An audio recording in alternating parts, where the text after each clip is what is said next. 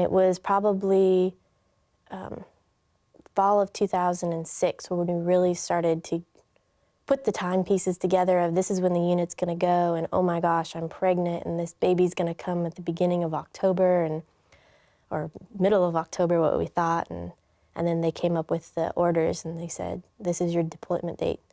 And it was kind of a shocking realization that he wasn't going to be able to stay behind for Caden's birth, and that we kind of prepared ourselves for that.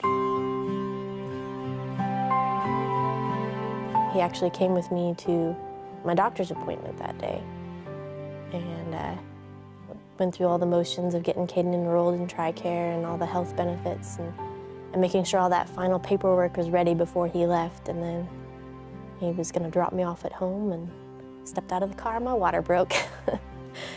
Brennan was able to take me to the hospital and get me checked in for everything, and we went through the whole walking of the halls trying to get labor going, and I think we were up on all sorts of hours. We didn't get any sleep that night, and Caden was born at 3 in the morning, pretty much, a little after 3 in the morning the next day. And Brennan still had things that he had to do and run around for the Army and getting last-minute packing things done, but he spent as much time as he could at the hospital just holding the baby, and all the fun first diaper changes, things like that. He took to being a parent really quickly, and I think that it maybe didn't sink in for him that he had to deploy up until he had to deploy.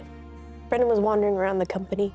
They were released for breakfast, and he didn't have a ride to get back to the hospital for, an hour more time with us.